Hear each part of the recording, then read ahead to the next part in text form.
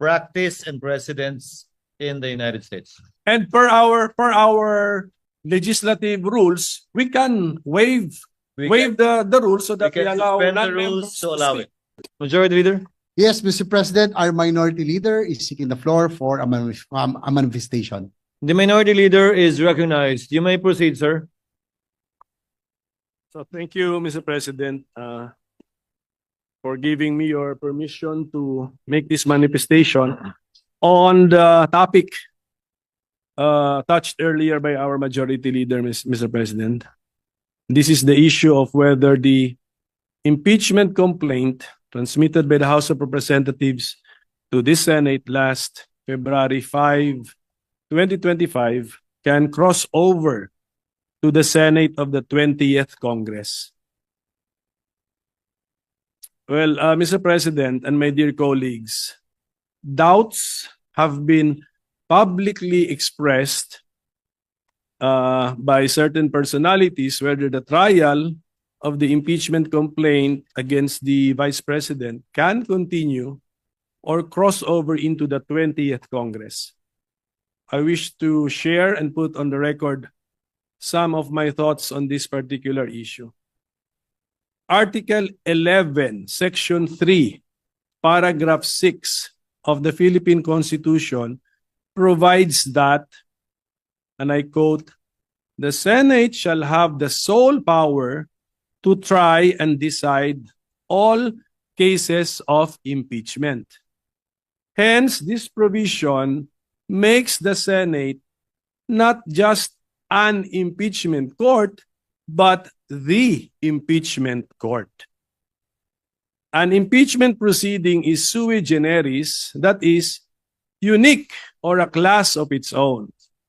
In Republic versus Sereno, it is described as a proceeding exercised by the legislative as representatives of the sovereign to vindicate the breach of the trust reposed by the people in the hands of the public officer by determining the public officer's fitness to stay in office. While the form, procedure, and substantive arguments in impeachments remind us of a court trial, it also has the characteristics of a political process. The decision-making process in impeachment is not governed by any fixed or binding standard of proof, allowing for broad discretion on the part of the members of the impeachment court when they make their final decision on the case. The decision makers or the members of the impeachment court can use any standard of proof they want, and this choice will not be subject to any review by any court except the court of public opinion, which is not technically a court. This fact gives the impeachment proceedings its political character. Hence, to better understand these sui generis impeachment proceedings, we need to look for analogies using well-known principles and practices in other systems which are applicable to impeachment proceedings. As to the question of whether the impeachment trial conducted by the Senate in the 19th Congress or the impeachment complaint entertained by the Senate in the 19th Congress can cross over and continue into the 20th Congress, there is no provision in the 1987 Constitution or in the Senate Rules of Procedure on impeachment trials that expressly prohibits this. On the contrary, the Senate Rules on Impeachment support the position that the impeachment trial shall continue until final judgment, even if it is necessary to continue into the next Congress. Let me read the rules. Rule number 3. Upon presentation of the articles to the Senate shall specify the date and time for the consideration of such articles. Unless the Senate provides otherwise, it shall continue in session from day to day, except Saturdays, Sundays, and non-working holidays, until final judgment shall be rendered, and so much longer as may in its judgment be necessary. There is a contrary opinion that the rules of the Senate mandate that all pending matters and proceedings shall terminate upon the expiration of one Congress should take precedence over the cited rules on impeachment, which state that the trial shall continue until final judgment.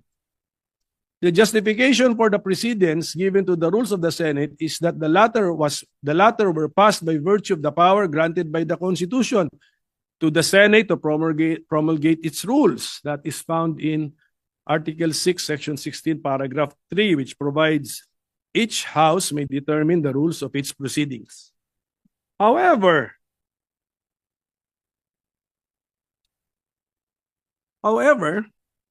the Senate rules on impeachment were also passed by virtue of the power granted by the same Constitution to the Senate to promulgate its rules on impeachment. So let us all look at Article 11, Section 3, Paragraph 8, which provides the Congress shall promulgate its rules on impeachment to effectively carry out the purpose of this section.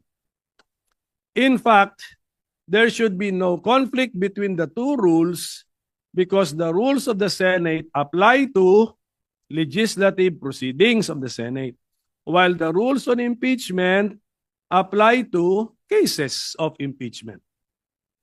On this issue, the Supreme Court in the case of Pimentel Jr. versus Joint Committee of Congress ruled that the legislative functions of the 12th Congress may have come to a close upon the final adjournment of its regular sessions on June 11, 2004. But this does not affect its non-legislative functions. Conducting impeachment trials is most definitely not a legislative function. In fact, the section in the Constitution which speaks of impeachment is found in Article 11 under the title Accountability of Public Officers, and not under Article 6, which is titled the Legislative Department. The conduct of impeachment trials, therefore, should not be affected by the final adjournment of the legislative session. Furthermore, we can use the analogy of the court system. Under the 1987 Constitution, the Senate is the impeachment court. The Senate in impeachment cases is more like a judicial body than a legislative one. Just like a court, the workload, caseload, or docket of the Senate as the impeachment court will not and should not be affected by a change in membership. We can see this principle in action in all our courts and electoral tribunals, where their case dockets do not change and are not reduced or reset to zero whenever there are changes in the court's membership. Likewise, it is well settled that jurisdiction once acquired is not lost but continues until the case is terminated, and hopefully terminated to its logical end. Hence, it is my humble opinion that the trial of the current impeachment case, now pending before the Senate of the 19th Congress, can cross over or continue from the 19th Congress to the 20th Congress. The impeachment docket of the Senate Impeachment Court continues and remains to be the same. So thank you very much, Mr. President, my dear colleagues, for your time and attention. Thank you, Senator Coco Pimentel, our distinguished minority floor leader. Although that was only a manifestation, I am willing to entertain questions. Should there be any questions, Mr. President? Just two quick questions with the permission of this body. With the permission of the Honorable Pimentel, the gentleman may proceed. Mr. President, kanina po narinig ko yung historical antecedents ng binanggit, Your Honor, Senator Pimentel. Would the good gentlemen agree that the reason why the position of constitutionalists, textualists for that matter, on this issue is that the Constitution is silent as to the word carry over, crossover, continue. Meron po ba nakalagay sa Constitution, sa Saligang Batas ng Pilipinas, 1935, 1973, 1987 na carry over? Mr. President, I will respond directly to the question. Wala po nakasulat doon that it shall carry over, pero binanggit ko sa aking manifestation, wala talaga rin nakasulat doon that it cannot cross over. So in effect, let us say textually, both positions are not even mentioned or entertained in the Constitution. Mr. President, sangayon po kaya ang ating ginagalang na minority leader na kaya dahil walang carry over notion ay dahil malaki po ang pagkakaiba. There's a big difference between the 1987 Constitution and the 1935 Constitution, which was patterned after the United States Constitution. And I would like to have this placed on the records, Mr. President. Sa US Constitution, 100 po ang senador at nag-i-eleksyon po every 2 years ng 33 senators. Ang naiiwan pong senador sa Estados Unidos pag nag-i-eleksyon ay 67. Because 67 plus 33 is 100. 67 is sufficient to comply with the provision of the US Constitution to convict in an impeachment case. Dahil 2/3 po yon ay 66. May sobra pang isa. Sa atin pong saligang batas noong 1935, kung inyo pong susuriin, ang atin pong senador na bumubuo rin ng impeachment court ay 24. Subalit, Mr. President, in the 1935 Constitution, ang eleksyon po natin ay 8, 8, 8. Tuwing mag-i-eleksyon ng senador, ang i-elect na senador kasama sa mga kongresista ay 8 senador lamang. Ang may iwan po ay 16. And 16 is 2/3. Enough to have a quorum as well as to convict or to acquit. In our present constitutional scheme, 1987 Constitution, we also have 24 senators, but we conduct elections every 3 years for 12 senators. Meaning to say, Mr. President, yung may iwang kalahati na 12 is not sufficient to constitute a quorum, dahil 12, dapat 13, much more convict. Because to convict, you need 16 senators, Mr. President. Is it now the proposition of the good minority leader that the constitutional spirit as enshrined in the 1935 Constitution, the same as the spirit prevailing, although it is not as admitted by the good minority leader, textually enshrined, the same as the 1935? Ibig sabihin po ba yung 12 ay may quorum? Yung 12 ay pwedeng maging 2/3 to allow your notion that we can carry over at yung sikat nga yung salita, maitawid. Tama po ba yun, Mr. President? Ako, Mr. President, yung 2/3 kasi is actually that was probably just the decision of the framers of the Constitution. They could have made it 1+1. They could have made it 3/4. So it's maybe by accident na 2/3 is equal to 8 + 8 is 16 is 2/3, so 24. But I do not think that that was really the point, Mr. President. But at any rate, we have to live with the 1987 Constitution. So we look at the 1987 Constitution. And looking at the 1987 Constitution, the Senate is the impeachment court, not because it is the Senate created under Article 6, because it was recognized to be the court under Article 11. The framers could have chosen another body to be the court. That is theoretically possible. But it chose the Senate, not as a legislative body, but as a part of Congress, but not as a legislative body. So, yun po yung aking pagkaintindi. We have to live with the 1987 Constitution.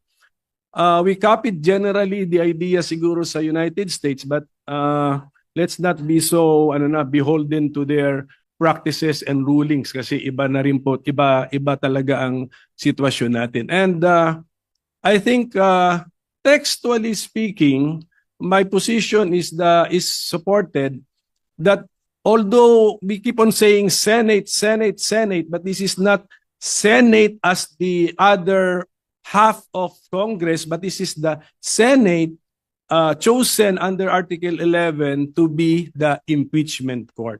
So iba po ito. And then may paragraph 8 doon, sinabi, Congress shall also issue the rules to give life to the accountability of public officers. So, and we have done that. So, kaya ang aking stand actually is the Senate as an institution is the impeachment court. So the member judges can change. But just like as a division of the Supreme Court, division of the Sandigan Bayan and the CA, if they change their members, yung docket nila or caseload nila, tuloy pa rin. They have to decide the cases and bring the cases to their logical conclusion. So that is my simplified position, Mr. President. So one last question, Mr. President, if the good gentleman would accede.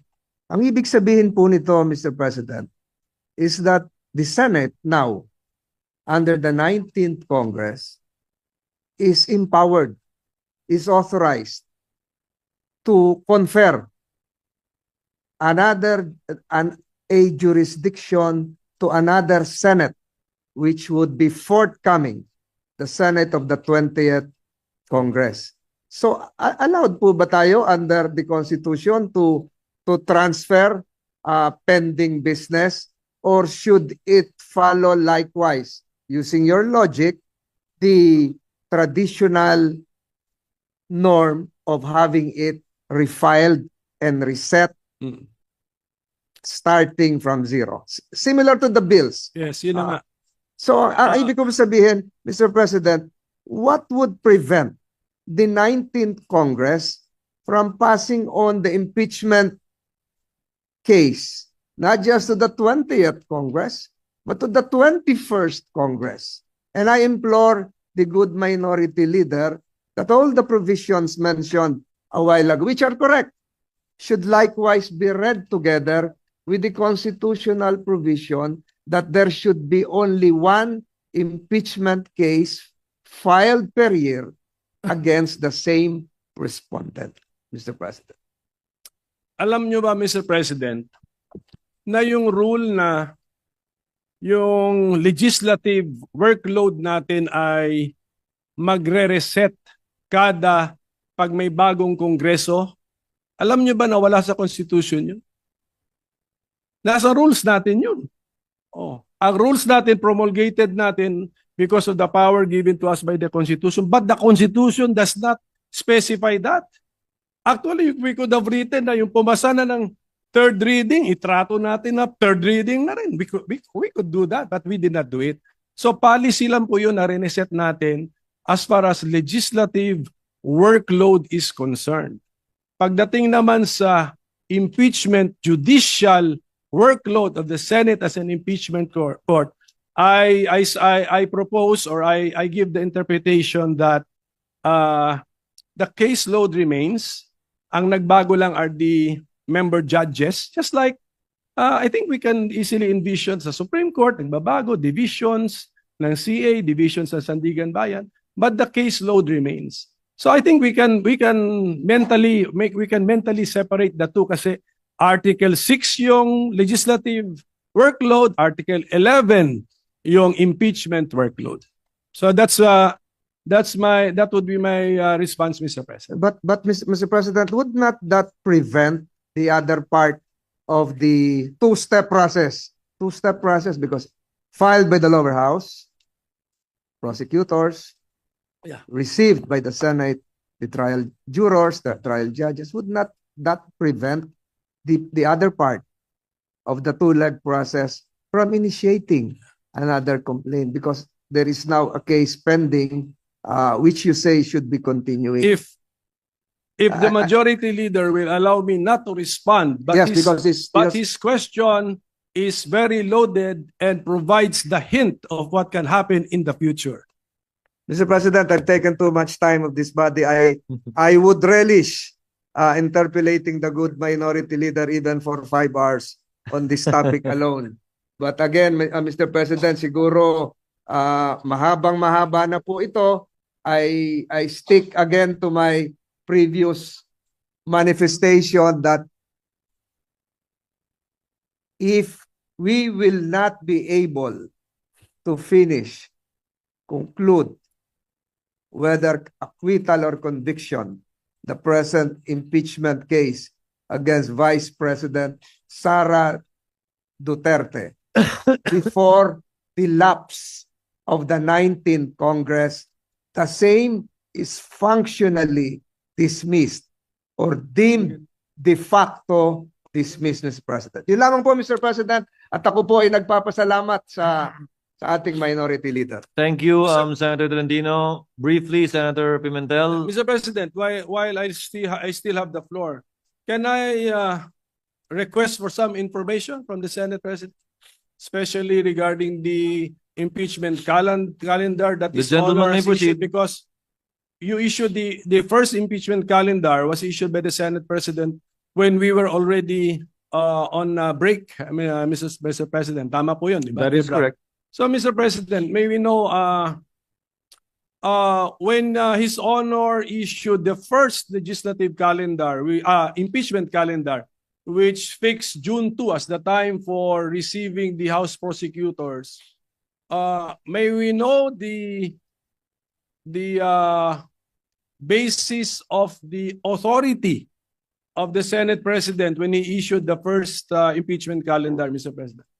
Article 1 of the impeachment rules, which says that the Senate President can set the date for the presentation of the articles of impeachment. Mention was made specifically of the Senate President. And also we were on recess. So the Senate President at that time, Your Honor, issued a suggested calendar of activities. I was very clear when I stated that. Subject to plenary approval when we resume, because you were already on recess at that time. The second notice sent by this representation was made also while we were on recess. And I also stated that it was subject to plenary approval and or reversal, as the case may be, given the load that we need to take up after the LEDAC meeting. So, yes, Mr. President, I noticed that no one from the majority was complaining about the original or initial impeachment calendar issued by the Senate President. So we were all looking forward to the date where there should be some action on the impeachment, which is Yes. June 2. Supposedly, yes. Yes, supposed to be. Kaninang 4 o'clock yung the prosecutors from the House of Representatives should have appeared before us to read the articles of impeachment. But then this was changed. So from June 2, changed by the Senate President also, now June 11. it's June 11 at 4 p.m. So if the authority used to issue the original calendar was based on the fact that we were on break, now that we are not on break, could not have the Senate President waited for 3 p.m. and then we discussed moving the June 2 4 p.m. to June 11 4 p.m.?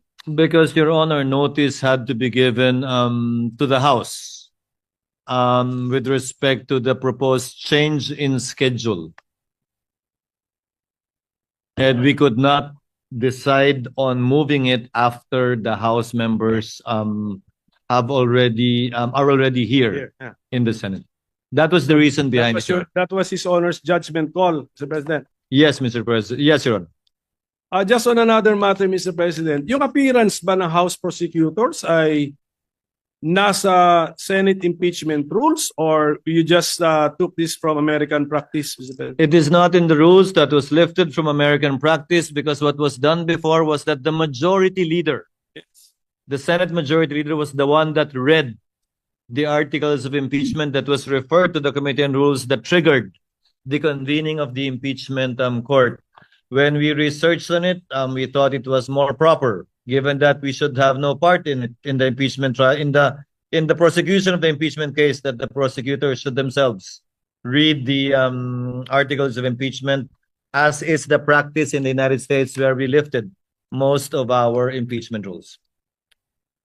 So it's an innovation. But although, had we done it, hindi naman, I don't think it would be fatal or make the proceedings infirm. So it's just not, to use the term of the majority leader, textually required under the existing Senate impeachment rules. Hindi pa ba? No, what was required by our rules, if at all, was the referral of the impeachment complaint in plenary. Because mere filing with the Secretary General does not often by itself operate as the receipt by the Senate in plenary, given that, as with any communication, it has to be referred in plenary, officially by the Senate as a body. Mr. President, Sige, Mr. President. Mr. President, with the permission, Senator Tolentino is recognized. Minority What is Leader. your pleasure, sir? would the loaded question of the good minority leader, if decoded, would mean that should the presentment be made before the Senate sitting as a plenary, or should the presentment be made before the Senate constituted as an impeachment court? Baka yun po yung tanong nyo. But it was, it was the Senate President to research on American practice. How do they do? How do they do it in the United States? In plenary, Your Honors, not as an impeachment court, because again, mere receipt by the SecGen does not operationalize or start the process of impeachment. Any communication, and that is a communication from the House, must be referred by plenary to the appropriate committee for proper action. That in turn will now trigger, if at all, the convening of the impeachment court, where the regular processes would now be followed, such as the issuance of summons, etc., etc. May we know the rule, Mr. President, that it I'm should sorry? be? May we know what the specific rule is? That in the rules, or is that by practice or costumbre? Tingnan niyo, ano rule? Under Rule 3, Paragraph 2, upon presentation of the articles to the Senate shall specify the date and time for the consideration of the articles. Yes, but So the articles need to be presented to the Senate.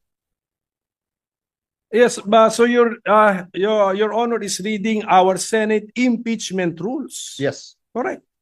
So when we use the Senate in the Senate impeachment rules, we're talking about, we could be talking about the Senate as the impeachment court. Because We it's the have- Senate. And by virtue of the procedure in Articles 1 to 3, we have not yet convened the court, Your Honor. For example, succeeding rules in our impeachment rules, 4 onwards, would pertain to the Senate already as an impeachment court, because that is already the trial proper, beginning with the issuance of summons. Mr. President, the second sentence already contradicts His Honor, because it says, second sentence of that second paragraph of Rule 3, unless the Senate provides otherwise, it shall continue in session from day to day. Session na yan as court. Kasi until final judgment eh. Yun na yun eh. So, the use of, when we use Senate in the Senate impeachment rules, we refer to the Senate as the court. Mr. President, According to the Secretariat, Your Honor, the dividing line is when we take our oath as senator judges and convene as such. Because we will be wearing two hats, Your Honor. As senators, performing our legislative and legislative function, and as members of the impeachment court, performing our sui generis function. And these are two distinct, if at all, hats and functions that we would be performing. That's why we have to adjourn session and convene as an impeachment court, and vice versa if we want to revert back as a plenary. Well, Mr. President, ano na lang for so as to Mr. President, our staff can revisit. Ito yung sentence natin, ano? Second paragraph of Rule 3 of the Senate impeachment rules. Upon presentation of the articles to the Senate shall specify the date and time for the consideration of such articles. Unless the Senate provides otherwise, it shall continue in session from day to day until final judgment shall be rendered, and so much longer as may in its judgment be necessary. So, are we using the word Senate in one paragraph in two concepts? One as Senate legislative body and the other as the court?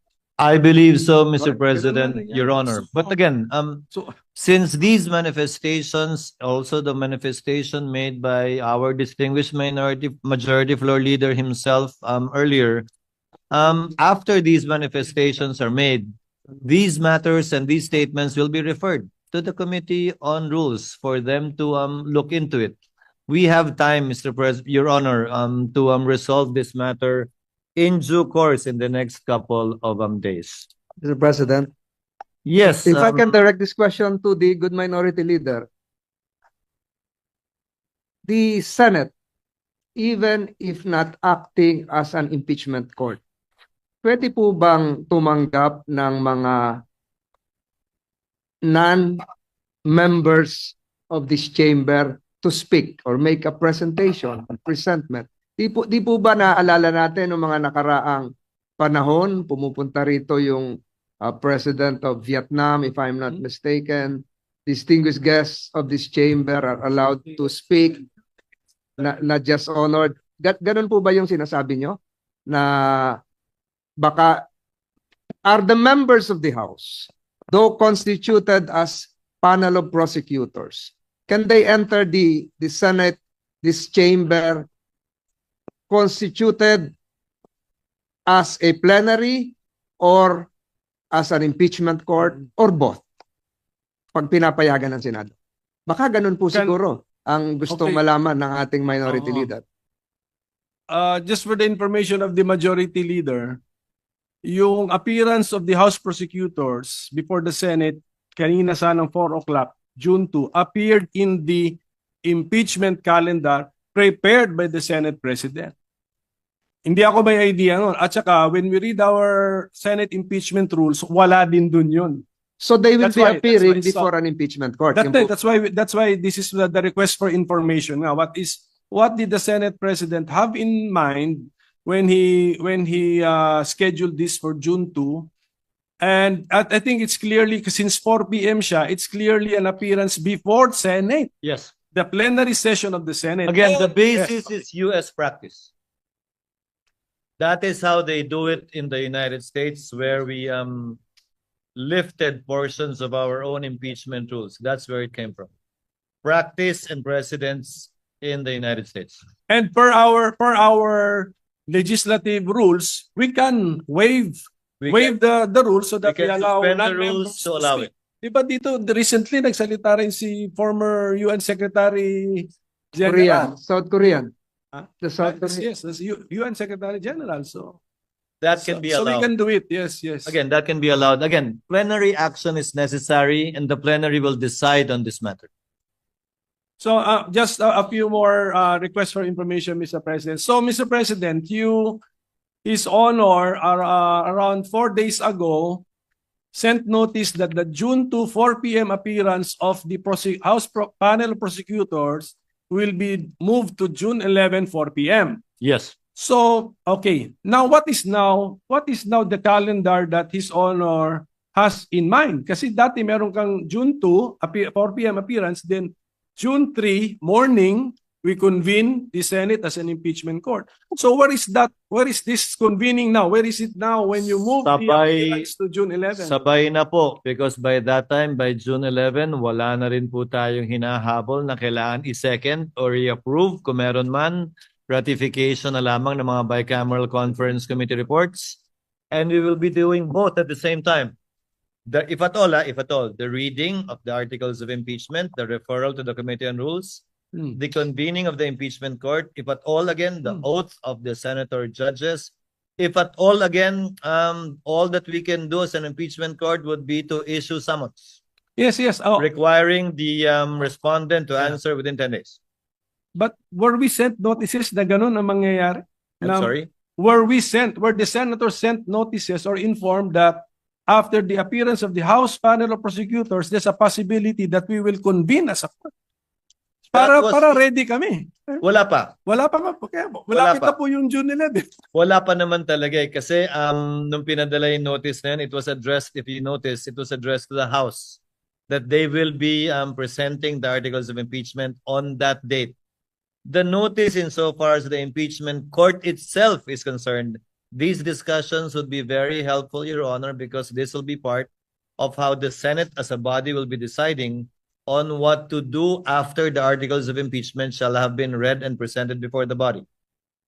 Yes, but Mr. President, nung in-issue kasi ninyo yung impeachment calendar last February, at least you were that detailed na sinabi nyo na po yung convening of the impeachment court. Ngayon sana po, nung i-defer si June to appearance, sana pati po yung convening as an impeachment court, nasabi na rin when that is para may idea. Well, thank you for the opportunity to clarify. Since that is our last day, this representation has no intentions of actually convening the court, if at all, on another date other than the 11th, unless the Senate as an impeachment court provides otherwise. So we will be convening on that date, barring any unforeseen circumstances, barring any procedural motions that will be made, and will be settled by the plenary at that time.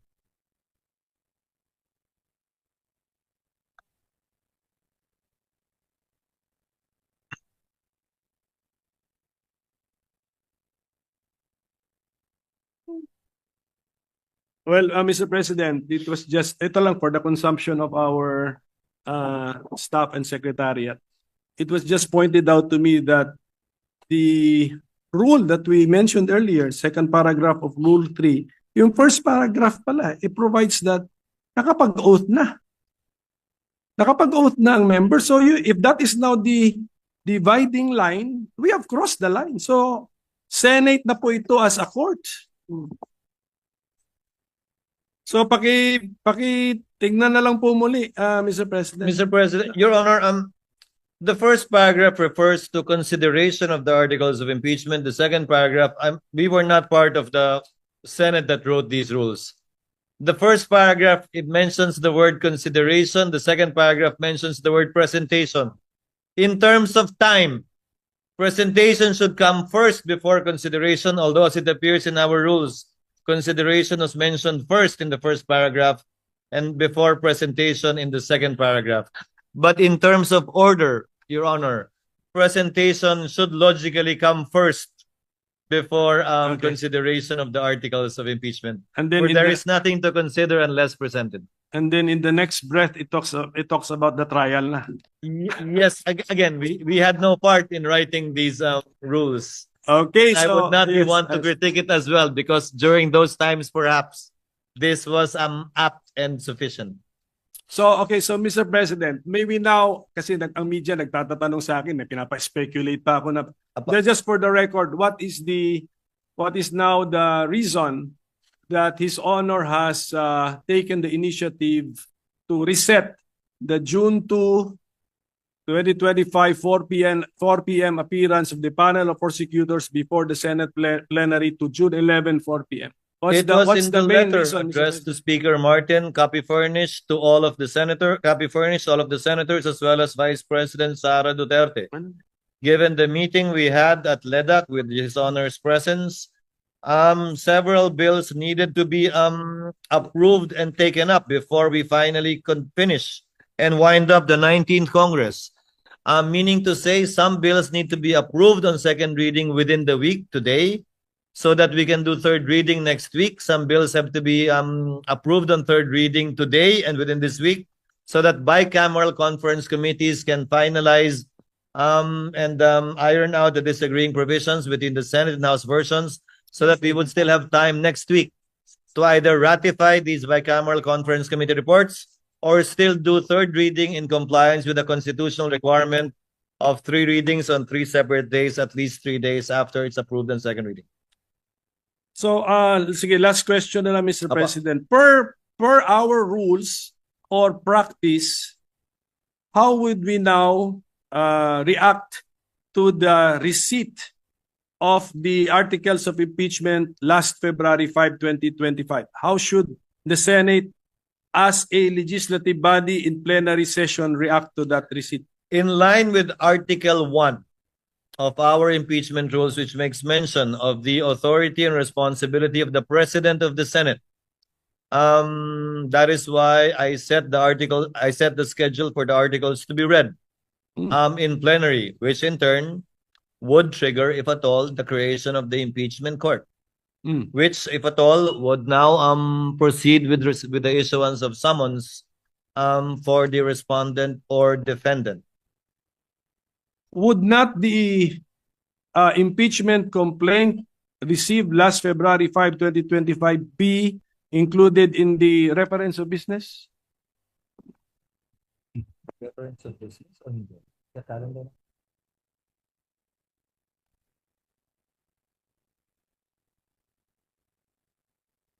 Ano ito? Ito ba first step? It will be included in the reference of business, yes. Supposedly today, kung natuloy tayo today, but on June 11, so that it can be included in the agenda for that particular day. That's my point, Mr. President. Kung i-reference of business, why are we not doing it today? Anong damage kung gawin natin today? Pwede rin naman. Hindi pa tayo Yes. nagbabasa ng reference Yes, of yun na business. nga. eh. Sure. Pero wala no? Are we doing it today?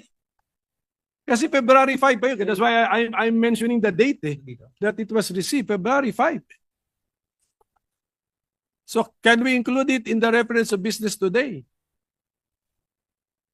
Kasi parang mas normal eh. Mas normal yun eh. Kung We na-receive will look ko- into it, Your Honor. I tend to agree with this Honor's position. It's We just will no- take it up with the Secretary. It's just normal, Mr. Yes, President. yes, yes. Received last February 5, we're reporting out today. Okay?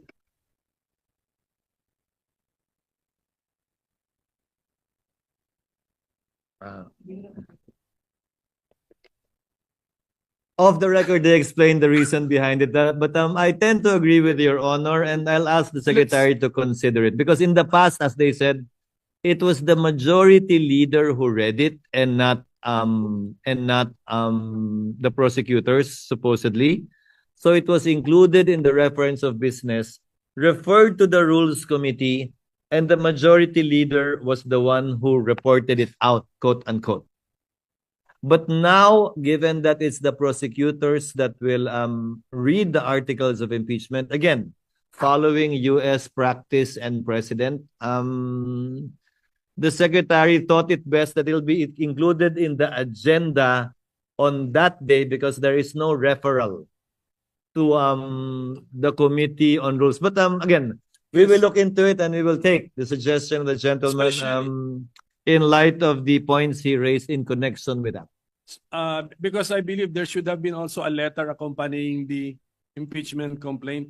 There must have been a cover letter from the House. So, parang ganon. So we can... Only by the section, not by the Speaker nor any member of the House. Yes. But is a letter from the SecGen also a communication from the House? It was a covering letter only. Yeah. So I think this is just an opinion. I tend to agree, Your Honor. It's more natural that we report out if something happened last February 5, late evening of late in the session on February 5. Something happened, we report it out. So it's more natural if we report it out immediately, Mr. President. So I tend to agree, that's Your all, Honor. that's Again, my point, Mr. President. I will take it up with the committee secretary. So with that, Mr. President, I thank you for answering my questions. Thank you, Your Honor. I just wanted to request some information. Thank you, Mr. Thank you, Honor. What is the pleasure of the Honorable Ontiveros? Salamat, Tabi, Mr. President. Gusto kong magdagdag ng point dun sa binanggit pareho ng majority leader, ng minority leader, at pati ng Senate President. Yung references sa US practice and precedent. Kaugnay nung isa sa mga issue na pinag-usapan dito sa floor, kung pwede ba o dapat bang mag-carry over yung impeachment process mula sa 19th Congress hanggang sa 20th Congress. And I would just like to put this on the record, Mr. President. Galing po ito sa isang piyesa authored ni UP Professor Paulo Tamase, nag-appear po sa June 2025 issue ng Philippine Law Journal. Sabi po dito, Emerging Issues in Impeachment, page 19 dun sa journal, allowing impeachment to cross over Congresses is consistent with American practice. Following the practice of the United Kingdom, Thomas Jefferson's Manual of Parliamentary Practice states that an, quote, impeachment is not discontinued by the dissolution of Parliament, but may be resumed by the new Parliament, close quote. The US Congress na binanggit ng majority leader, ng minority leader at ng Senate President, the US Congress has observed this for over 200 years. From the 1803 impeachment of Judge John Pickering to that of Judge Porteus in 2009. In Congress, impeachment proceedings are not discontinued by a recess. The following impeachment proceedings extended from one Congress to the next. 5 pong halimbawa, Mr. President, sa article na ito. Babangkitin ko lang yung pang-apat kasi yun pamilyar sa ating mga Pilipino. 4. The impeachment of President Clinton was presented to the Senate after the Senate had adjourned sine die. After, Mr. President, the Senate had adjourned sine die for the 105th Congress, and the Senate conducted the trial in the 106th Congress, Mr. President. So, for the record lamang po, dahil very, very pertinent sa binanggit ng majority leader, ng minority leader, at pati ng Senate President na following US practice and precedent. And with one very recent concrete example po dun sa impeachment ni US President Clinton. So I hope that we can consider this in our own decision-making, Mr. President, even after the rescheduled presentation by the House prosecutors to the Senate as an impeachment court on 11th June. Salamat, Tabi, Mr. President. Duly noted and entered into the records. Majority Floor Leader. Just to reiterate again, yung nabanggit ko po kanina nga, magkaiba yung sa Philippine Senate at US Senate kasi ang naiiwan sa US Senate tuwing mag-ieleksyon ay 67 senators, enough to constitute a quorum out of 100 senators and enough to convict or acquit. Sa atin po, 12 lang, not enough to have a quorum of 13, more so a number of 16 to convict or acquit. But be that as it may, Mr. President, we have all the discussions done, and I think this would really be part not just of the discussions that whatever case would be elevated to the Supreme Court would eventually be decided in the near term. Mr. President, I seek a minute suspension, Mr. President. Session is suspended.